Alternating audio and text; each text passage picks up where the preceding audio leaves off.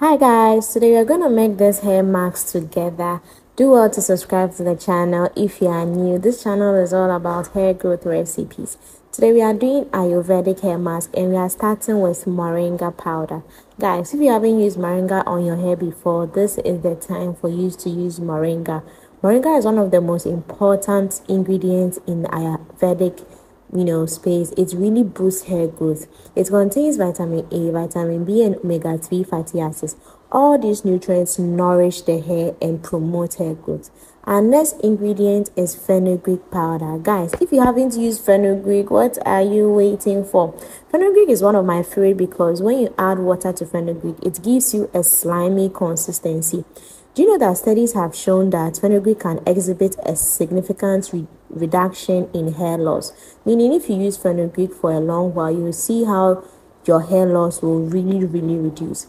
Our third but not least ingredient is henna powder. Henna is one of the Ayurvedic herbs you can use on your hair to reduce excessive hair fall. It's also good for dandruff. If you have dandruff on your hair, you can use henna consistently and you realize that your dandruff will be reduced and eventually vanish or disappear from your scalp. All these three ingredients have something in common. They all promote hair growth. When you are done mixing your herbs, you add warm water to it, just little by little, so that you don't end up adding so much water. I'm using warm water because I just want it to melt down a bit quicker than my other ones I've done. So warm water just quickens the process or just speeds up the process. That's why I'm using warm water. Yes, and it's important to strain this because if you don't strain it, you're going to have a lot of residue. So the trick here is you have to make sure that your herb is a bit light, the consistency is light, so that you can strain it and still get enough goodies in this mask. So I've mixed every ingredient here, and one of the importance of adding warm water is because fenugreek reacts very well with warm water. When you put fenugreek in warm water, it makes it very slimy. So this consistency becomes very slimy, making it easy for it to be applied on the hair. So you can see that I'm adding more warm water so that it's very easy for me to strain it using my cloth or anything. Now, I just want to ask, have you used Ayurveda on your hair before? If you haven't, please, we are entering into a new year. Take advantage of Ayurvedic herbs. They are really affordable and they could be the best decision you make for your hair next year. So add it and just stir it slowly and gently so you don't spill it over, because henna stains a lot, and if you're not careful, you're going to stain white surfaces like what you can see in this video. I ended up staining quite a lot of places, but then I learned my lesson and I want you to also learn your lesson. I mentioned earlier that if you want to have easy straining, you have to make sure the consistency is light. So I added honey here, and in my correction, it's best to add honey after you have strained it, because when you add honey here and you strain it, you end up throwing some part of these herbs away and you end up losing some part of the honey as well. I also added olive oil. Honey and olive oil have really good properties for hair growth. So I added honey and olive oil to boost hair growth and then also improve the hair shine on my hair so that I wouldn't really dry out my hair so much. It will still keep my hair moisturized even without adding moisture to it after applying the product.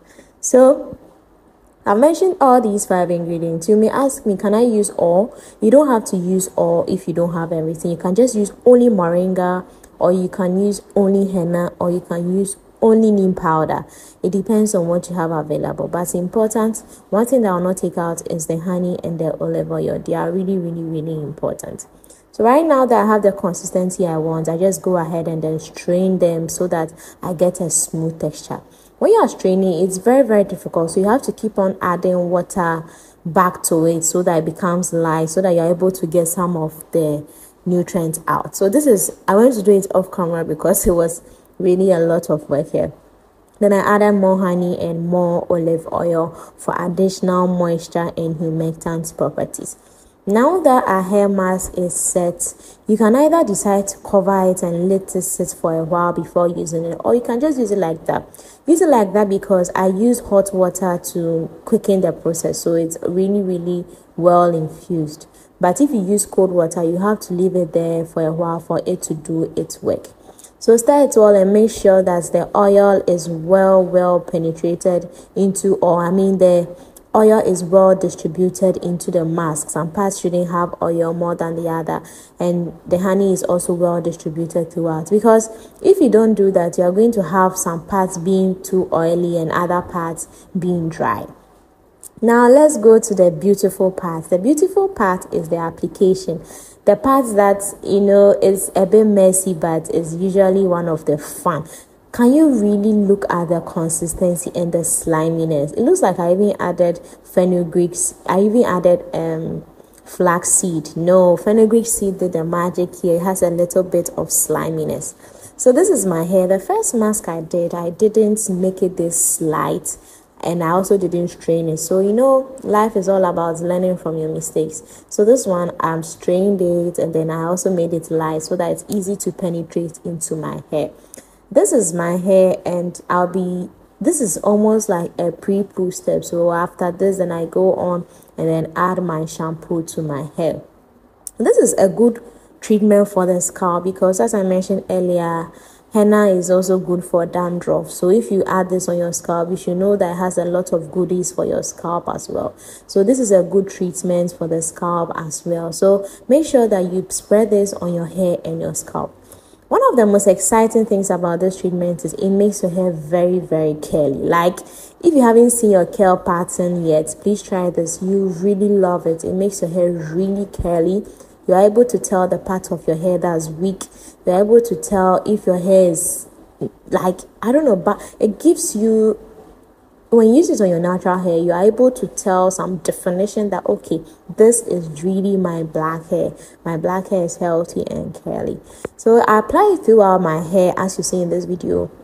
Make sure you focus on the ends, as I mentioned earlier, because the ends is the oldest part of your hair, so that it also gets more goodies as it should.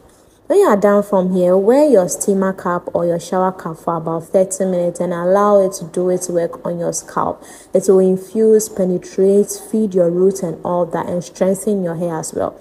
You can do this once in a month depending on how you wash your hair. You can also do this every time you wash your hair, just to add Ayurvedic boost to your hair. Guys, this is where I'll be ending this video. Let me know what you think. When you are done with this step and you wear your steamer cap, go ahead and shampoo everything out, like wash everything out, deep condition your hair as usual, and then moisturize your hair and style. Don't forget to moisturize your hair, because sometimes it may really dry out your hair. It doesn't mean that it's not a good treatment. It's very good, but you should be careful so it doesn't dry out your hair. So when you're done, do well to moisturize your hair very well.